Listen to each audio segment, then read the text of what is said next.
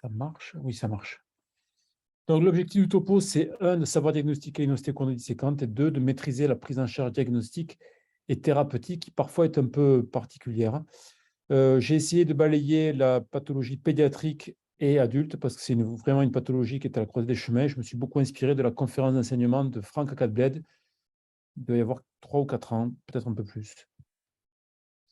Le plan relativement classique, définition épidémiologie, physiopathologie, prise en charge diagnostique clinique, paraclinique, prise en charge thérapeutique, les moyens et les indications. Vous voyez, rien de bien extraordinaire. En ce qui concerne la définition et l'épidémiologie, on appelle une ostéochondrite disséquente une altération focale, idiopathique, on va y revenir après sur le caractère physiopathologique, de l'os sous-chondral, pouvant entraîner une instabilité, voire une séparation du fragment osseux et du cartilage articulaire adjacent, avec risque d'arthrose ultérieure. C'est donc l'altération focale idiopathique d'une zone qui va détacher une partie cartilagineuse et une partie osseuse. Il va y avoir une partie au milieu, dont on va y revenir juste après, qui peut être instable et donc donner une séparation du fragment qui peut aller jusqu'à des vides comme ceci qui sont, vous le comprendrez, arthrogènes par incongruence articulaire. L'incidence, elle est de 2 pour 10 000. C'est généralement des garçons. Commence aux alentours de 5 ans et ça peut jusqu'à 55 ans. 70% des cas, c'est des jeunes adultes, c'est 10 à 20 ans, mais en général, plutôt les garçons autour de 14-15 ans.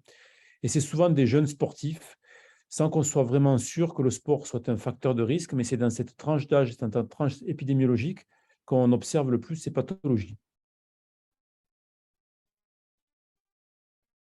Faire attention, je préfère les souligner maintenant au diagnostic différentiel. L'ostéonécrose condylienne, vous avez un exemple typique ici d'une prothèse unicompartimentale qu'on est allé faire sur une ostéonécrose du condyle. Comment s'en rendre compte? L'âge essentiellement, et bien sûr, les imageries, l'imagerie paraclinique, l'IRM notamment.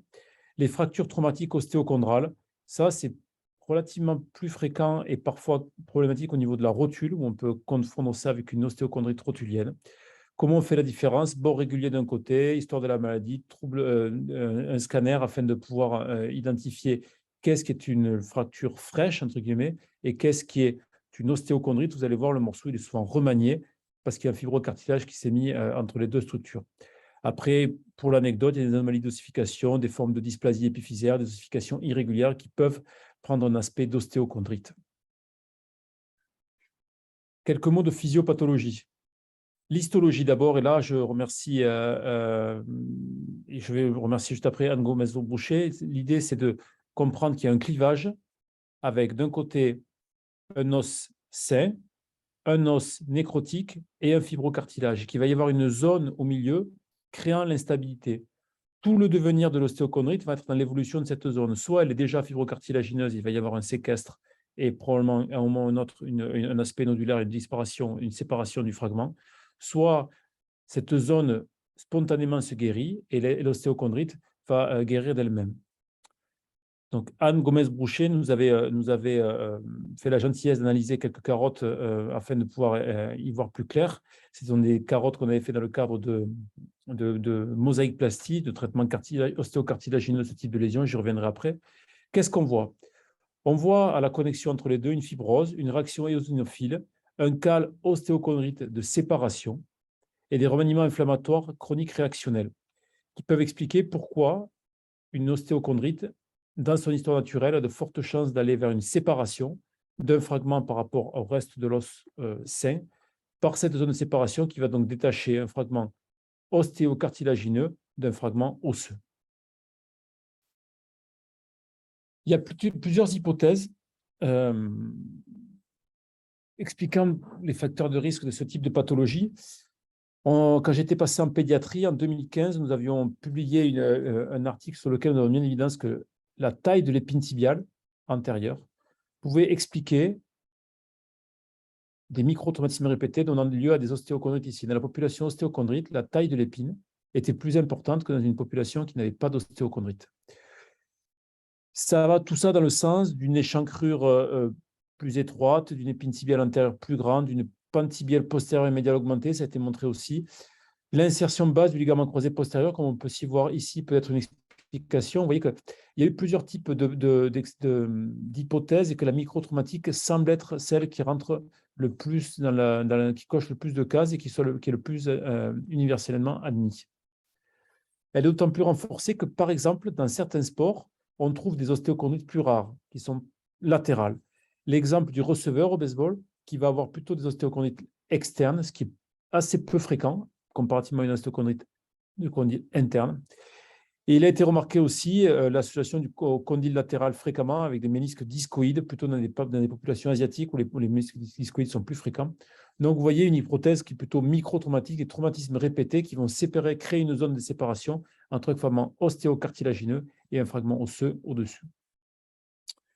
Les localisations, c'est dans la plus grande majorité des cas la partie latérale du condyle fémoral médial. C'est pour ça que l'épine antéro-interne était un sujet de prédilection avec lequel Jérôme Saldegauzy et Franck Cadben, nous avions étudié ce paramètre. On peut aussi la retrouver à la partie centrale du condyle ou à la partie médiale du condyle médial. Et vous voyez que si on additionne ces trois positions dans le condyle médial, on a la grande majorité des ostéochondrites dans le genou. La patella, dans certains cas, 7% des cas, je ne m'y attarderai pas, et le condyle externe, dans 17% des cas. Attention, quand vous avez une ostéochondrite, un condyle externe, il faut être sûr d'avoir un bilan complémentaire pour être sûr qu'il n'y a pas d'autres pathologies systémiques qui peuvent expliquer cette ostéochondrose du condyle externe. Enfin, autre notion épidémiologique, la bilatéralité est vraie dans 15 à 25%, donc tout l'examen complémentaire devrait être bilatéral et comparatif, y compris les radiographies et y compris les IRM. L'histoire naturelle de la maladie, c'est 4 phases. Une phase de nécrose pré-radiologique, une phase de réparation, une phase de dissection, fracture partielle, et une phase de séquestration où le fragment va migrer. Le passage n'est pas obligatoire d'une phase à l'autre, et la durée d'évolution est très variable avec des facteurs qu'on a du mal à maîtriser. Ce qu'on sait, c'est que plus l'enfant est jeune et si les cartilages de croissance sont ouverts, on a une possibilité de réparation et de guérison qui peut être complète sans qu'on ait à faire de gestes. Donc ça, c'est un argument fort, j'y reviendrai après. Mais il n'y a pas d'autres signes en faveur de l'évolution vers un stade ou vers un autre, et pas de critères temporels qu'on puisse expliquer ou qu'on puisse donner à la famille ou au patient. Donc, pour revenir à ce qu'on vous a dit tout à l'heure, d'abord, il y a la constitution d'un séquestre ostéocartilagineux qui devient libre dans l'articulation. Puis, il y a une incongruence articulaire. Vous voyez ce cas massif, une ostéochondrite chez un jeune migrant que j'avais pris en charge, où il y a une incongruence complète de l'articulation avec une lacune qui est importante. Cette zone est très arthrogène. C'était un condyle interne, c'était un condyle interne chez un patient qui était en fort varus. Donc, le côté arthrogène long terme sans thérapeutique est relativement important et non difficile à comprendre. Les facteurs pronostiques, vous voyez encore ici l'omniprésence de l'équipe toulousaine. Jean-Philippe Cahuzac avait montré dans le RCO en 88 et ce qui avait été suivi dans un symposium en 2005 que la FISE ouverte, cartilage de croissance ouverte, et que l'enfant avant 12 ans était un facteur de pronostic très favorable à la guérison et que donc dans ces populations-là, il fallait prendre le temps d'attendre et de ne surtout pas se précipiter dans une thérapeutique chirurgicale. Ce qui est mauvais, c'est, vous le comprendrez bien, une grande ostéochondrite avec une surface lésionnelle importante et des lésions kystiques. Les lésions kystiques témoignent du caractère éosinophile et donc de la séparation et de la mobilité du fragment. Et la grande taille, vous imaginez bien que plus il est grand, plus il y a le risque d'être mobile tout seul et de se séparer de l'articulation.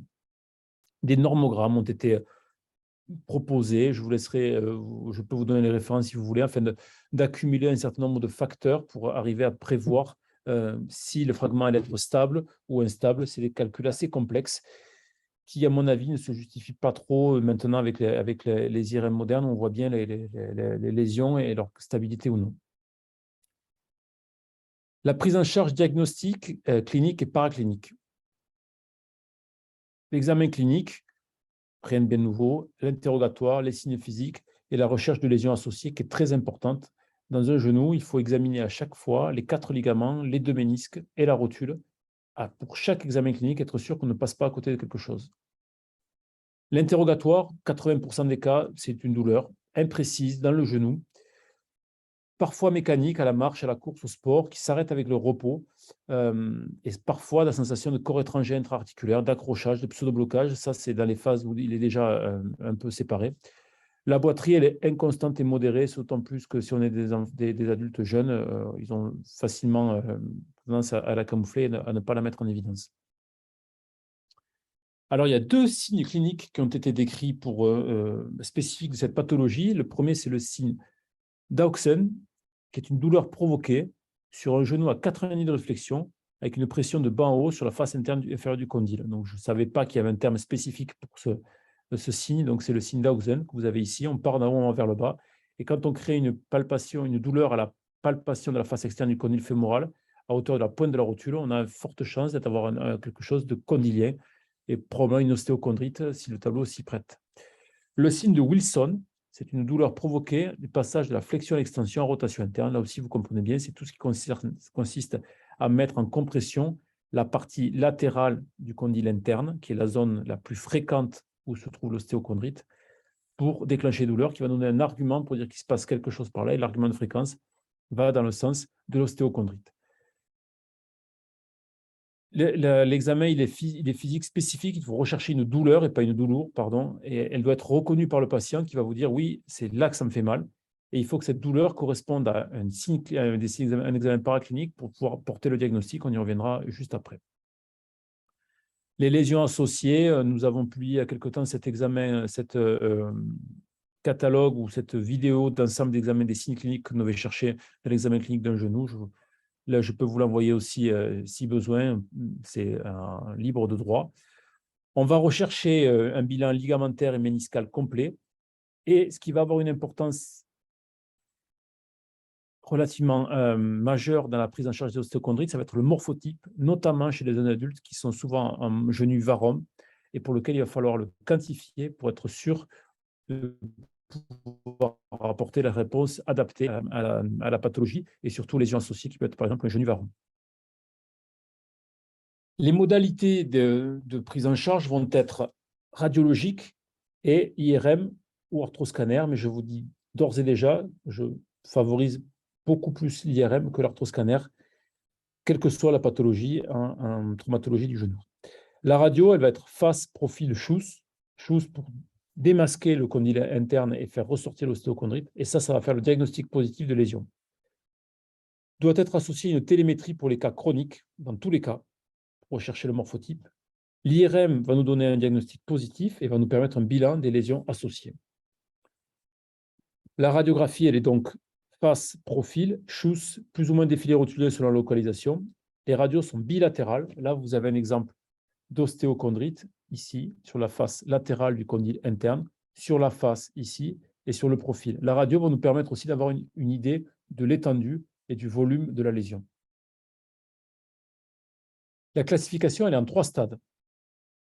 Une lacune, nodulaire avec le fragment qui est encore resté en place, et nodulaire déplacé, c'est-à-dire qu'on sent qu'il y a une grande instabilité. Vous voyez la différence ici avec l'ostéocondensation qu'on voit à la radio, témoignant bien de remaniement fibrocartilagineux et osseux ici, et donc d'une absence de consolidation, si on peut exprimer ainsi, une absence de pont osseux entre le fragment d'ostéochondrite et l'os sous-jacent du condyle interne, ce qui est moins vrai dans la forme lacunaire, qui est encore possiblement stable et possiblement réaccrochable.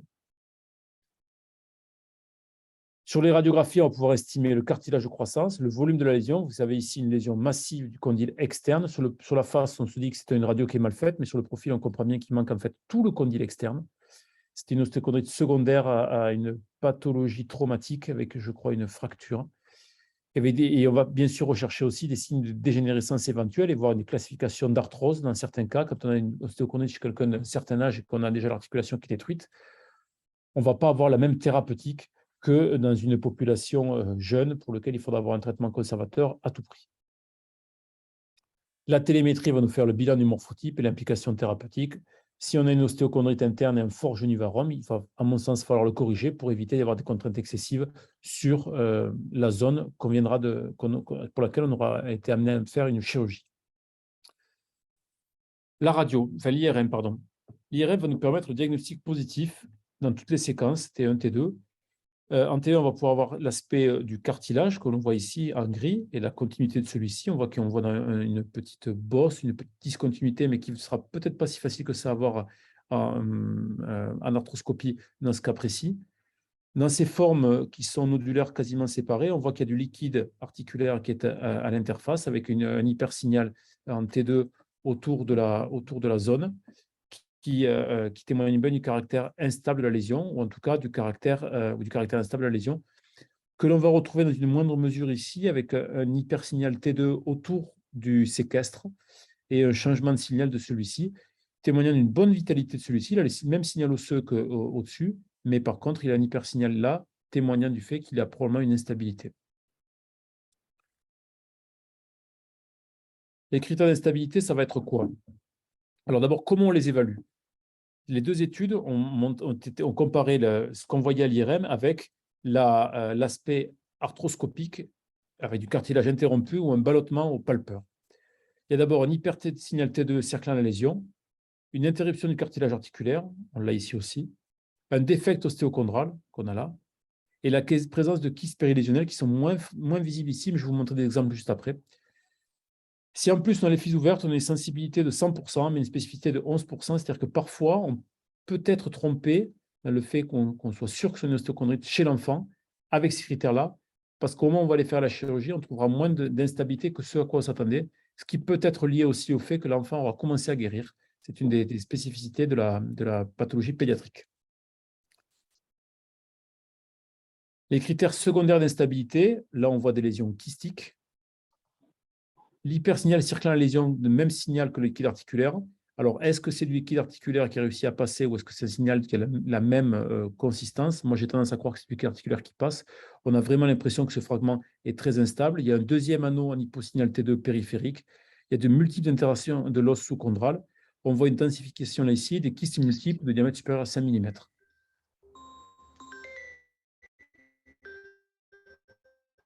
Il y a une question? Non? Non.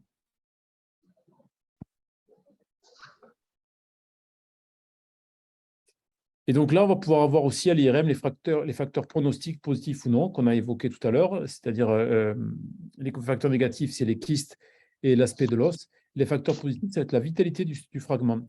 C'est-à-dire si on a un signal osseux qui est de la même intensité que l'os autour, sans hypersignal, on va avoir un critère plutôt quelque chose qui a une vitalité qui est bonne et qui pourrait être réinséré, ce qui est différent de, par exemple, un signal comme vous avez, c'était le premier que j'ai vu là-bas,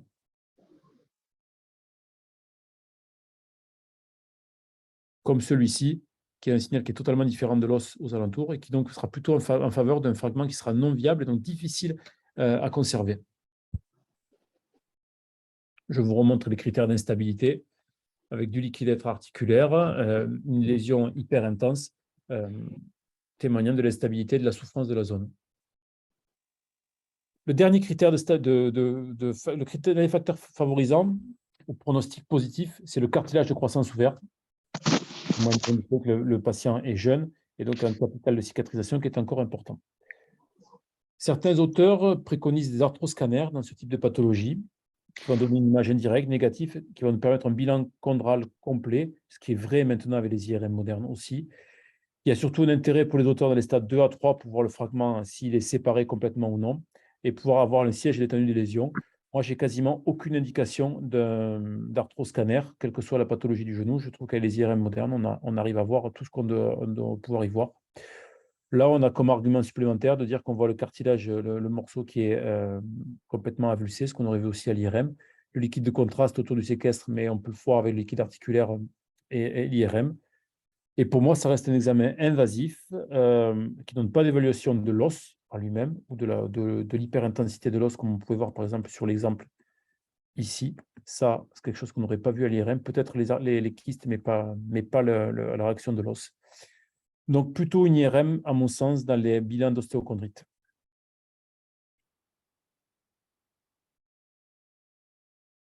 Quelques mots de thérapeutique, avec d'abord les moyens, puis les indications en suivant. La première chose, c'est l'exploration arthroscopique première. C'est très important. On commence par faire un bilan pour arriver à quantifier si la lésion est stable ou instable. Alors, il y a des classifications qui ont été proposées, notamment par Carré dans la JSM en 2016, qui permet de faire la distinction entre lésions stables et lésions instables. il reste quand même que le test au crochet est le meilleur moyen et que le fragment, s'il bouge au crochet, il devient instable. Et donc, il faut adapter sa pathologie en fonction de critères stables ou instables du fragment. Les premières choses qui ont été proposées, ce sont une stimulation de l'os sous-chondral. L'idée, c'est de casser cette espèce de fibrocartilage qui va se créer et de créer des ponts osseux entre le fragment qui est séparé et l'os du reste du genou. Donc, dans les formes plutôt stables, c'est-à-dire où le fragment ne bouge pas, où il n'y a pas de clapet, où on ne peut pas soulever la partie cartilagineuse, il a été proposé de faire des perforations pour créer des canaux pour la revascularisation du fragment qui est stable. Il y a deux façons de faire, soit une voie transarticulaire, soit arthroscopie, comme vous avez l'exemple ici.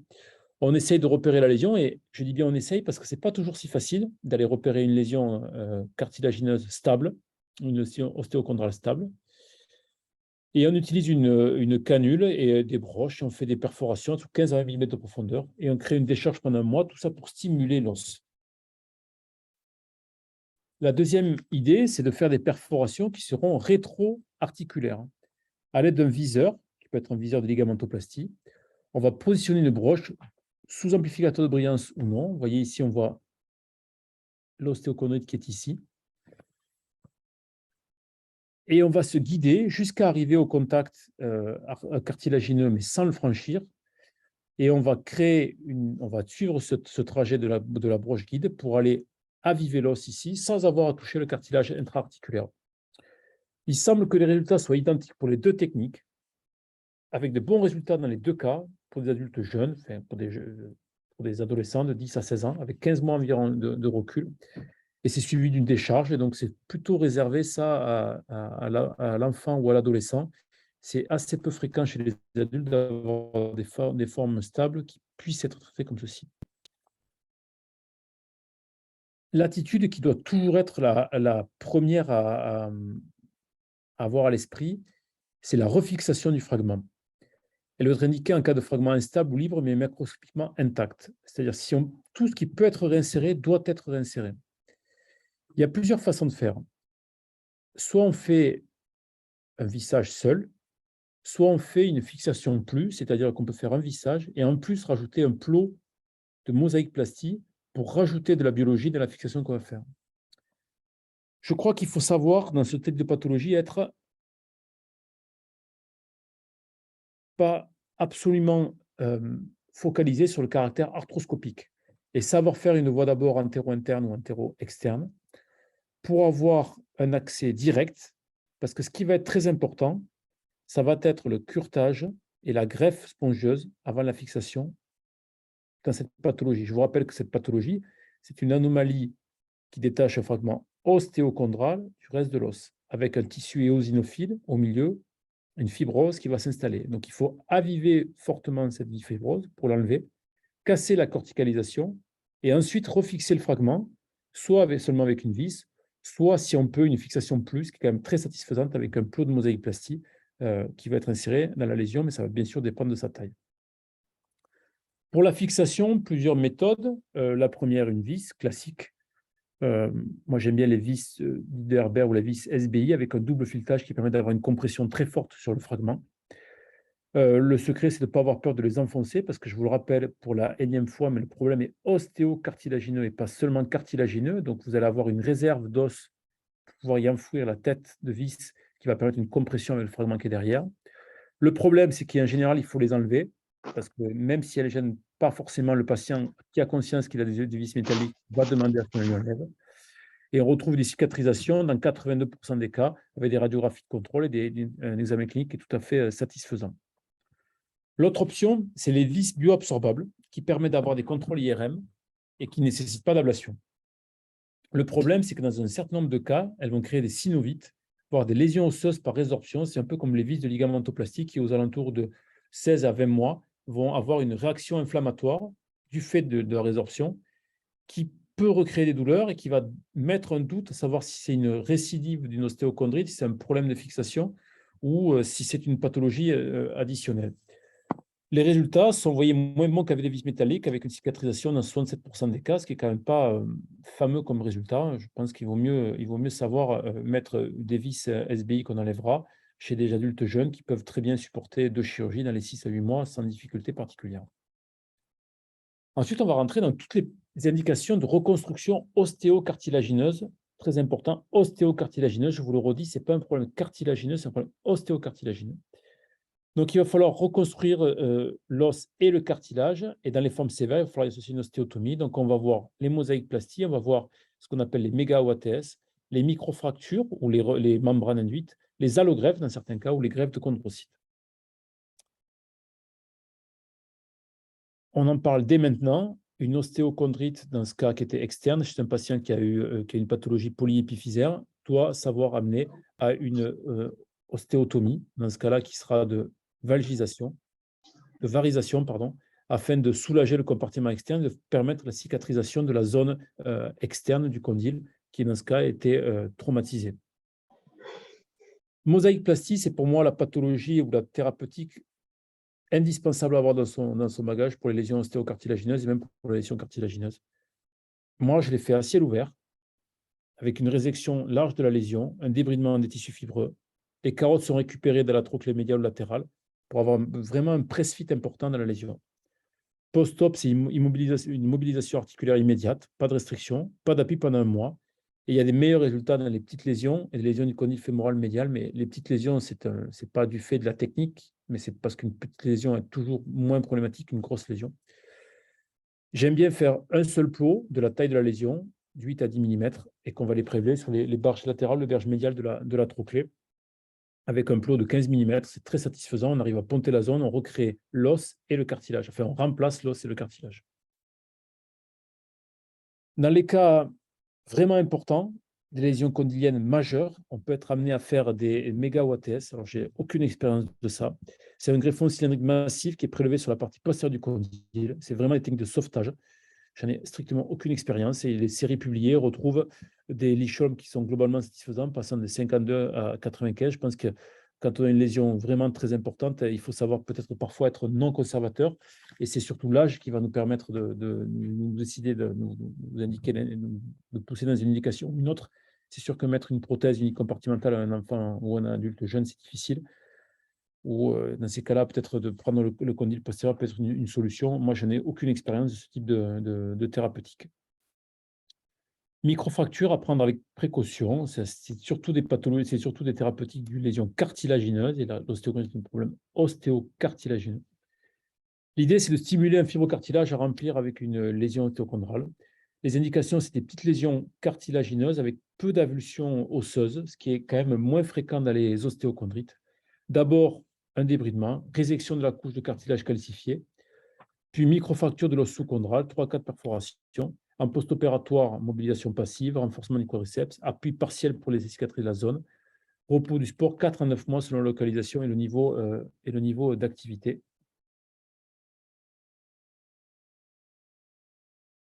Les essais qui comparent les microfractures à des mosaïques-plasties, j'ai mal écrit, c'est pas OATS, c'est mosaïques-plasties, retrouvent clairement un avantage de la mosaïque-plastie dans les cas d'ostéochondrite, qui, je vous rappelle, est un problème ostéocartilagineux et pas seulement un problème cartilagineux. Les allogreffes ostéochondrales, qui peuvent être massives, Arprex en propose maintenant, c'est surtout pour des larges lésions, c'est des thérapeutiques de sauvetage. Ça se fait à ciel ouvert avec un tissu donneur qui est collecté dans les 24 heures. Nous, on a eu fait je parle sous contrôle de M. Chiron, mais on a eu fait dans le service des greffes ostéochondrales qui étaient dont les résultats étaient assez moyens quand on prenait des donneurs décédés, ou alors il fallait avoir des greffes fraîches, ce qui est difficile à faire en France, mais par exemple possible en Espagne. Notamment, l'équipe de Barcelone développe de manière importante les allogreffes ostéochondrales massives fraîches, avec des résultats, d'après leurs publications et leur communication, qui sont tout à fait satisfaisants. Là aussi, débridement jusqu'à l'os, cartilage sain, implantation en press-fit. La clé, c'est vraiment d'aller réséquer tout ce fibrocartilage et toute cette zone de densification qui va empêcher la consolidation et la recréation de la lésion. Je crois que ça, c'est plus possible en France. Les implantations autologues de chondrocytes qui servaient à à prélever un peu de cartilage, les mettre en culture et les réinsérer, le réimplanter après avoir créé une membrane. Dans le cas particulier des ostéochondrites, il faut savoir faire une technique sandwich, c'est-à-dire faire une greffe d'os dans les lésions supérieures à 8 mm de profondeur, ce qui est globalement toujours le cas dans les ostéochondrites, avec des suites qui sont classiques des pathologies ou des thérapeutiques cartilagineuses, avec une mobilisation passive, appui partiel et reprise du sport entre 4 et 9 mois. Là aussi, en faisant que la greffe de cartilage, on traite le problème cartilagineux, mais on ne traite pas le problème osseux, ce qui va nécessiter aussi une greffe d'os. Vraiment, je favoriser la mosaïque-plastie. Dernière option thérapeutique, la résection pure du fragment. L'indication, c'est les lésions fragmentées ou non fixables de plus de 2 cm², excision du fragment, débridement, forage, microfracture pour essayer de stimuler un tissu hyaluronique-like qui pourrait permettre de créer une épaisseur. 29% de cicatrisation radiographique avec le suivi, mais 79% de résultats dégénératifs à 11 ans. Donc, vous voyez, c'est une technique qui est peu onéreuse, mais qui n'a pas des résultats fabuleux. J'en ai pas d'indication en tête. Je pense que quand les gens sont trop jeunes, on peut leur faire des mosaïques-plasties. Je pense que quand les gens sont trop âgés, on peut leur faire ou des mosaïques-plasties ou faire des prothèses unicompartimentales pour remplacer le défect osseux, ostéocartilagineux.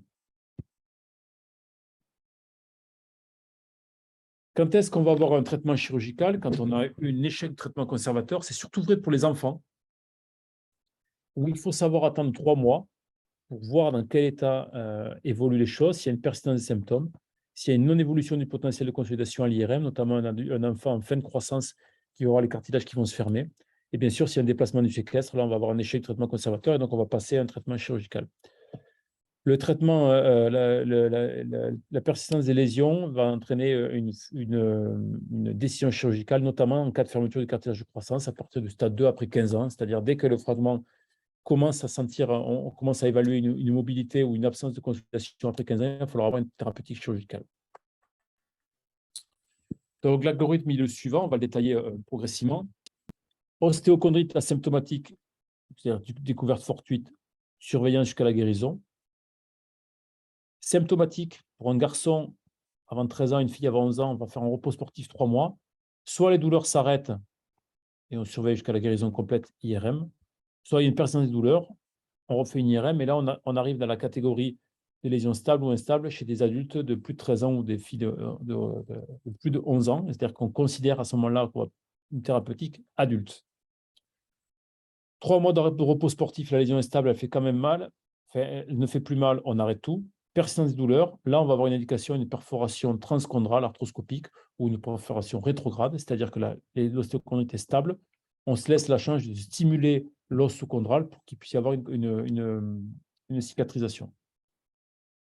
Si la lésion est instable à l'arthroscopie, on va commencer par une refixation dans tous les cas où on pourra, c'est-à-dire que si on a un membre, un pli ou une fissure, on va faire une fixation qui, pour certains auteurs, peut être sans avivement. J'ai tendance à le déconseiller. Je pense qu'il faut quand même aviver la zone sous-chondrale.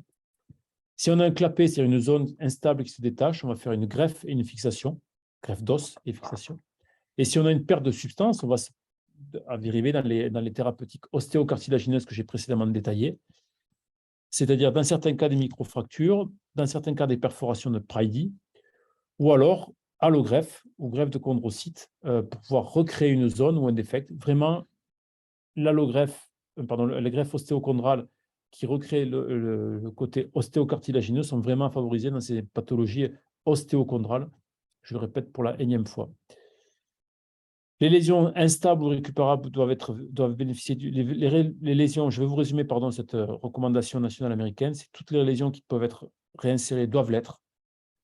Et pour les cas où c'est irrécupérable, il y a eu une absence de recommandation sur quelle technique devait être utilisée pour la reconstruction. Et moi, je vous conseille fortement de réaliser des greffes ostéochondrales. La suspicion, elle est donc clinique, douleur au condyle médial, adulte jeune. La confirmation va être radiologique, avec radio standard, puis l'IRM qui va nous donner des critères de vitalité. Vous voyez qu'ici, par exemple, la vitalité du fragment, elle est très mauvaise. Il ne sera pas possible de réinsérer. Il y a tous les critères d'instabilité, l'ossification de l'os sous-chondral, les kystes, une hyperintensité en T2. Et ensuite, en fonction du volume, du stade, de la vitalité, il va falloir décider chirurgicalement ce qui va être réalisé. Pensez à l'axe, adapter le traitement. Le traitement, il peut être avant tout conservateur s'il y a un cartilage sain. À partir du moment où le cartilage est touché, c'est terminé. Traitement chirurgical, notamment en cas de lésion avancée. L'objectif, ça va être de reconstruire normal de la surface articulaire, surtout pour les zones d'appui, et d'éviter les séquelles qui vont être les douleurs, les conséquences, surtout à long terme, l'arthrose. Je vous remercie.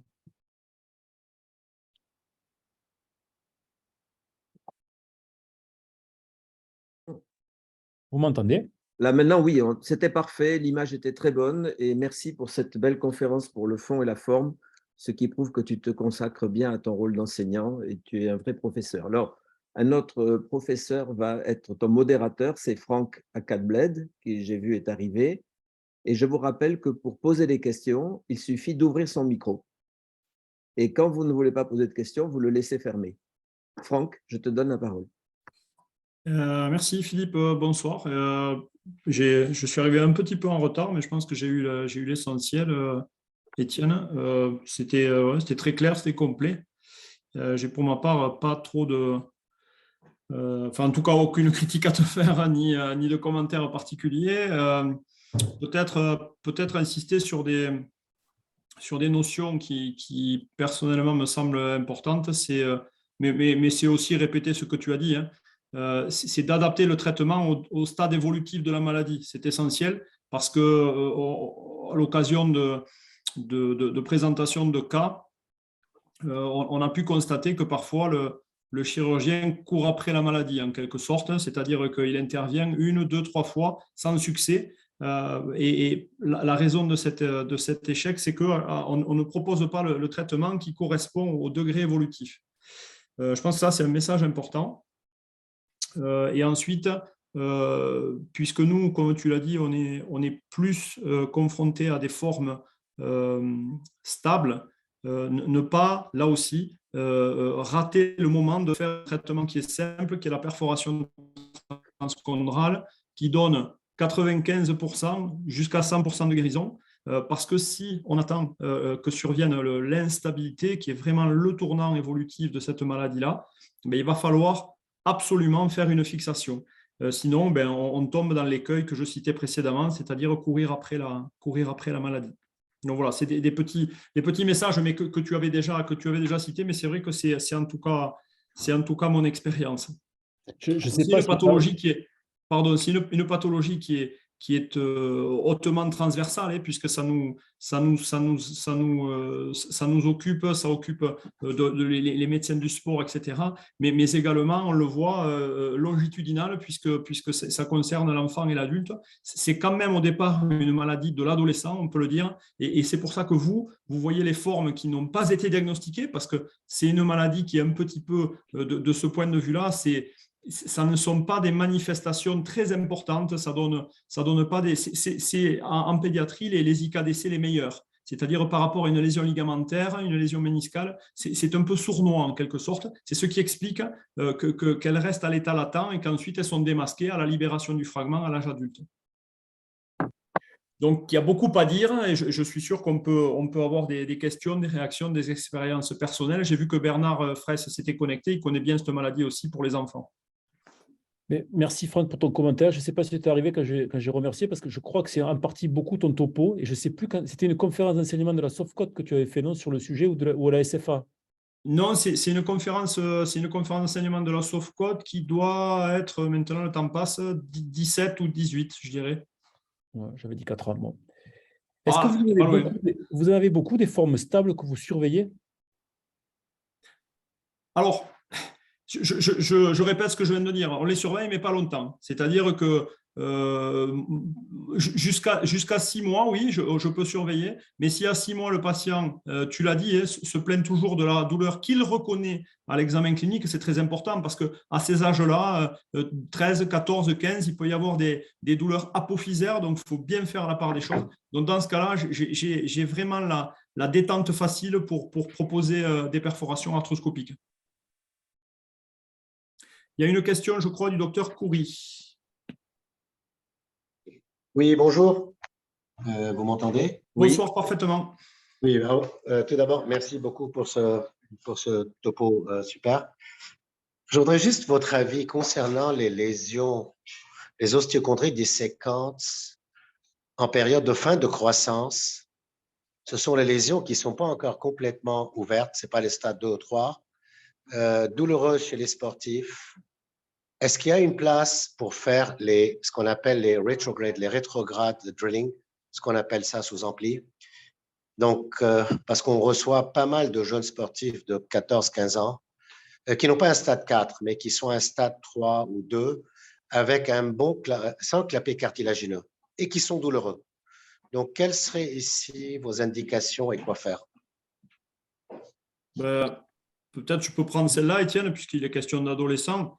Je vous remercie pour cette question. Je crois que c'est ce que je disais précédemment. C'est-à-dire que ces patients-là, on les surveille jusqu'à 6 mois. Jusqu'à 6 mois, ils sont toujours symptomatiques malgré la restriction des activités physiques.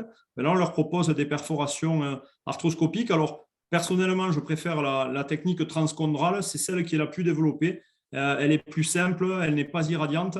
La technique rétrograde sous ampli, pourquoi pas? C'est techniquement plus difficile.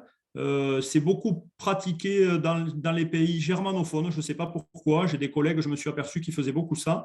Quoi qu'il en soit, selon la littérature, les résultats sont les mêmes. Donc voilà, pour répondre à votre question, ces patients-là qui présentent des symptômes depuis plus de 6 mois, il faut les opérer, il faut faire des perforations. Pour rebondir sur ce que disait Franck, dans l'Europe de l'Est, j'étais très étonné aussi. C'était très, très développé, notamment aussi pour les œdèmes osseux post-traumatiques, où quand l'œdème dure 2 ou 3 mois, alors nous, on les met en décharge et tout va très bien. Moi, je ne me souviens même pas avoir eu une indication de me dire une fois que j'allais les opérer. Mais il y a tout un tas de kits développés, notamment par Arthrex, pour aller faire des perforations et décomprimer la zone dans le cas de ce type d'ostéochondrite ou les œdèmes osseux. Merci pour vos réponses. Moi, j'ai une petite question sur le mécanisme et l'âge. Parce que tu as mis l'âge adulte à 13 ans, ça va faire plaisir à beaucoup de monde, mais enfin quand même.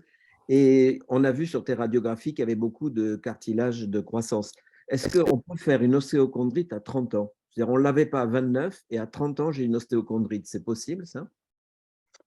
Moi, je n'ai jamais vu, et pour reprendre ce que disait Franck, c'est toujours longitudinal. C'est-à-dire, c'est des patients, ils auraient pu aller en consultation avec Franck, ils viennent en consultation avec moi, parce qu'à l'accueil, la dame leur dit c'est 15 ans et 3 mois. C'est toujours des jeunes adultes.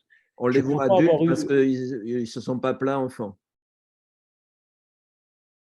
Nous, on est biaisés. Vous avez vu, je vous ai montré les publications. On est convaincus. Quand je dis on, je m'associe au service de pédiatrie pour dire que l'hypothèse micro-traumatique tient la corde. Mais qui a la certitude? Je ne sais pas. Moi, je n'ai pas souvenir d'avoir eu en consultation des gens qui sont venus à 25 ou 30 ans pour des ostéochondrites disséquantes. Des lésions ostéochondrales traumatiques, oui, mais des ostéochondrites disséquantes, c'est toujours des jeunes adultes. Dans les mécanismes d'hyperpression qui peuvent créer ce genre de pathologie, tu peux aussi avoir la forme du condyle. Parce qu'on voit bien chez l'adulte, quand on met des prothèses unicompartimentales, ils n'ont pas tous la forme idéale du condyle. Ils n'ont pas la bonne spire, ils n'ont pas la bonne forme. Et peut-être que dès l'enfance, ça peut créer des endroits de contrainte anormale. Et j'ai une autre question à Pierre Mansat, je vois qu'il est là. Parce que l'ostéochondrite, ça peut aussi arriver à la hanche, mais est-ce que ça arrive à l'épaule, qui n'a pas le croisé, qui n'a pas d'épine tibiale? Est-ce qu'à l'épaule, on voit des ostéochondrites? Pierre? Alors, tout est possible, mais au membre supérieur, c'est surtout au niveau du coude qu'apparaissent les ostéochondrites, essentiellement sur le capitellum. Et ça a été surtout décrit chez les jeunes gymnastes, notamment chez les filles, voire dans la population anglo-saxonne, chez les jeunes joueurs de baseball. Voilà, donc très peu à l'épaule, plutôt au niveau du coude, et on a à peu près la même problématique, si ce n'est que ce n'est pas une articulation en charge, mais se pose le problème en effet de la lésion stable ou instable, de fixer ou non la lésion, et de faire ces drillings pour essayer une revascularisation.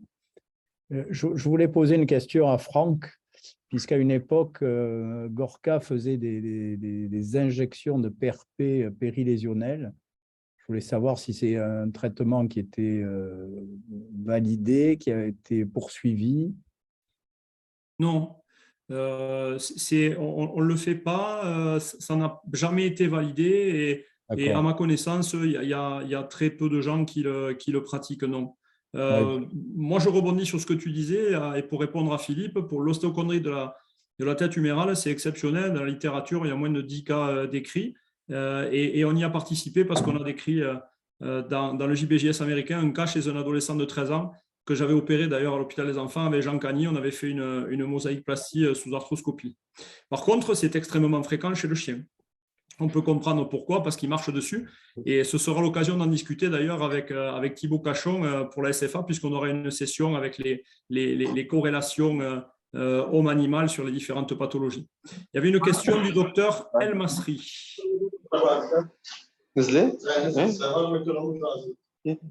En français, par contre. Monsieur El Masri, c'est à vous, si vous nous entendez. C'est Monsieur Calife, là, non? En tout cas, la main levée, pardon Pierre, c'était en haut à droite. C'est comme à l'Académie des Neufs. Il y a une... Il faut ouvrir votre micro et parler. Il est ouvert apparemment. Le micro est ouvert, oui. Alors, il est allé faire autre chose. C'est possible. Pour meubler un petit peu, moi j'aurais 2 remarques. Si on devait injecter des protéines, il faudrait le faire sous forme de moelle concentrée et pas de plasma riche en plaquettes. C'est autre chose. C'est ce qu'on utilise dans la nécrose de hanche avec de bons résultats actuellement. Et aussi, tu as parlé d'allogreffe, parce que pourquoi pas les allogreffes? Parce qu'enlever un morceau de partie postérieure d'un condyle, ça doit donner une instabilité en flexion du genou, ça ne doit pas être très bon. Par contre, une allogreffe cartilagineuse, ça peut donner de bons résultats. Et tu nous as dit que ça marchait mieux avec des allogreffes fraîches.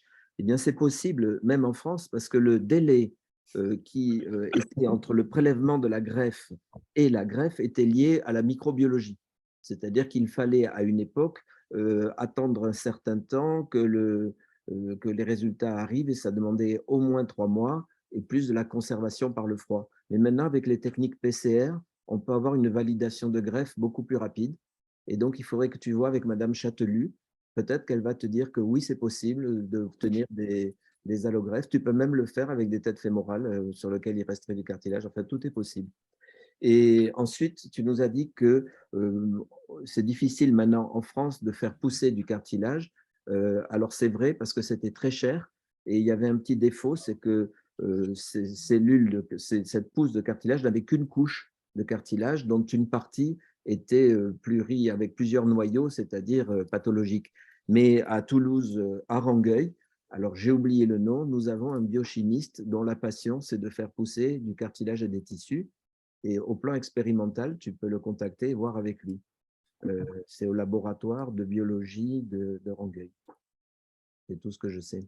Mais j'ai déjà entendu communiquer sur le sujet. D'autres questions? Philippe, c'est surtout qu'on a des fois la porte à côté, on a quelqu'un qui peut Oui. collaborer. Effectivement, on n'est pas au courant. On le David sait. Ancelin, si ce n'est pas une blague, Oui. tu peux poser une question. Non, c'est pas une blague pour le coup. Une question, oui, par analogie à la cheville. Moi, je suis assez sollicité pour des techniques, je ne sais pas si vous en avez l'expérience, l'autocarte d'Arthrex, qui a l'air de sensibiliser un petit peu la différenciation du fibrocartilage en cartilage. En fait, on fait des microfractures, on résèque le cartilage malade finalement, on le broie, on le récupère et on le réinjecte sous forme de fibrine associée à du PRP, mais sous forme de fibrine. Est-ce que vous en avez l'expérience? Est-ce qu'il y a des choses publiées sur le genou? Parce qu'il n'y en a pas sur la cheville. Et la deuxième question, c'est par rapport aux membranes chondro-inductrices. Est-ce que vous en avez l'expérience? Je sais qu'il y a Gemlich, la société suisse, qui propose ça pour la cheville, qui serait, d'après eux, équivalent aux mosaïques-plasties en termes de résultats. Alors, je vais commencer par la deuxième, pour les membranes induites. Les membranes induites, le problème qu'il y a eu dans le genou, c'était l'hypertrophie que créait la membrane, et donc beaucoup trop de cartilage, en fait, avec des synovites réactionnels et des gens qui perdaient leur mobilité. Donc, je crois que ça, c'est interdit en France. Il faudrait le vérifier. Sur la cheville, c'est encore autorisé. Mais... Oui, parce que le pied est une articulation qui est moins noble que le genou. Donc, je comprends. Vous testez, c'est comme les vétérinaires. Deuxième point, sur ton point sur l'autocarte. Alors attention, j'ai beaucoup insisté, dans le cas d'une ostéochondrite, ce n'est pas une lésion cartilagineuse, c'est une lésion ostéocartilagineuse. Il faudra au moins mettre de l'os pour recréer la surface. Pour ce qui est du problème de cartilage et de l'autocarte, donc Artrex est très promoteur là-dessus. Moi, tu tombes bien, je vais mercredi prochain en Allemagne voir ça dans un centre où ils font beaucoup ça. C'est très à la mode en Europe de l'Est, dans les pays germaniques, d'aller utiliser du cartilage pour le remettre là. Intellectuellement, j'ai beaucoup de mal à comprendre comment, en broyant un peu de cartilage, on va arriver à déjà le mettre qui reste dans la position où on le met une fois qu'on a terminé l'arthroscopie. Alors peut-être que dans un dôme talien, tu arrives à le mettre dedans, il reste là, mais sur un condyle fémoral, je pense que dès que le patient est debout, il n'y a plus rien qui tient. Mais ce n'est que mon avis, je vais aller voir qu'est-ce que proposent les autres. Pourquoi pas? Mais quand j'ai demandé les résultats publiés, on ne m'en a pas donné. Non, ils m'ont proposé que des études de cas aussi. Ah, la faisabilité, oui. Mettre un shaver, aspirer du cartilage et le remettre, oui, ça, on peut tout faire. Hein. Parce que je voulais l'essayer, la pharmacienne m'a dit il n'y a pas d'études, on ne peut pas l'essayer. Ouais. Et je crois que c'est horriblement cher. C'est très cher et puis il n'y a pas vraiment les marquages, en tout cas pour la cheville. Enfin, OK. Moi, je peux compléter, David, sur je connais l'autocarte. Je vais absolument dans le sens de ce que disait Étienne, hein, à savoir que l'ostéochondrite, au départ, c'est une maladie qui intéresse l'os sous-chondral. Et alors, peut-être dans des formes particulières où c'est vraiment le défect cartilagineux qu'on va traiter avec un sous-sol osseux qui est correct, pourquoi pas. En tout cas, moi, je n'en ai pas l'expérience. Et pour ce qui est de la cheville, c'est vrai qu'on peut faire le parallèle hein, dans la description de la maladie, mais ce n'est pas exactement les mêmes indications chirurgicales que pour le genou, en tout cas pour ce qui est de ma partie, c'est-à-dire l'enfant et l'adolescent. On a à peu près les mêmes indications pour les perforations qui se font sous arthroscopie. Après, en cas d'instabilité, on peut facilement, pour des petits volumes, jusqu'à 1 cm, on peut simplement retirer, faire un simple curettage arthroscopique. Ça donne d'excellents résultats, y compris selon la littérature. Et ça n'est qu'après, pour des défects supérieurs, où on peut faire un plot de mosaïque-plastie. Alors là, sous arthro, ça devient un peu, en tout cas, avec mes compétences, ça devient un peu acrobatique. J'ai plutôt tendance à le faire par arthrotomie. Oui, OK. Merci. Bonsoir, vous m'entendez? Oui, oui, très bien. Oui, merci. C'était une conférence super, merci beaucoup. Juste deux petites questions. Tout d'abord, techniquement, quand on a une lésion prélatérale gangliale et on a à faire une mosaïque plastique, comment vous faites pour améliorer le press-fit alors que le mur latéral ne tient pas très bien dans ces cas? Une deuxième question, est-ce que vous faites, par exemple, lors des lésions stables, vous associez un peu de rabotage de l'épine tibiale antérieure, antéromédiale? Alors moi, j'ai aucune expérience des lésions stables, parce que c'est très peu fréquent chez les adultes. Et pour ce qui est de la mosaïque plastie, c'est assez difficile à faire, effectivement. Il faut arriver à adapter la convexité de plot osseux qu'on a mis par rapport à la zone qui doit recevoir. Gardez à l'esprit que la zone toute latérale du condyle interne n'est pas une zone portante et que donc il faut surtout favoriser la zone qui est portante. Donc je vais essayer de recréer cette zone-là et si j'ai un petit défect sur la partie externe, c'est-à-dire au contact du ligament croisé postérieur ou au contact de l'échancrure, ça ne me posera pas de problématique. C'est vraiment la partie en zone portante, donc la partie du convexe du condyle que je vais vouloir recréer. Mais c'est vrai que quelquefois, c'est un peu acrobatique. Je peux compléter, Étienne, en disant que même je suis tout à fait d'accord hein, sur la partie la plus axiale, enfin, ce que monsieur appelait latérale. La partie la plus axiale, on sort de la zone de contact articulaire. Pour autant, c'est vrai que c'est souvent là que les lésions sont localisées pour le condyle médial. Et donc, ce que je fais généralement, c'est que sur la zone de prélèvement, je vais incliner mon instrument pour le prélèvement de manière à avoir une surface articulaire qui n'est pas perpendiculaire à l'axe du plot, mais un peu tangente, de manière à essayer de reproduire cette inclinaison sur la jonction entre le condyle et la partie la plus axiale. À la question de Rezeke, sur un patient qui avait vraiment de manière grossière une épine hypertrophique, ça m'est déjà arrivé de faire de la diminuer avec une fraise arthroscopique, surtout après la publication du papier d'Étienne. Merci beaucoup, merci beaucoup. D'autres questions? N'hésitez pas, c'est tout simple. Plus de questions, plus de remarques? Pas de remords? Alors, on va s'arrêter là. Eh bien, on va encore vous remercier tous. Le public d'avoir été aussi nombreux. Ça fait plaisir. Et deux, les orateurs qui ont été, comme d'habitude, excellents. Et je vous rappelle que ça sera visible en replay sur le site. Bonne soirée tout le monde. Merci à tous. Au revoir. Merci. Au revoir, Philippe. Au revoir. Au revoir. Salut Jean-Louis.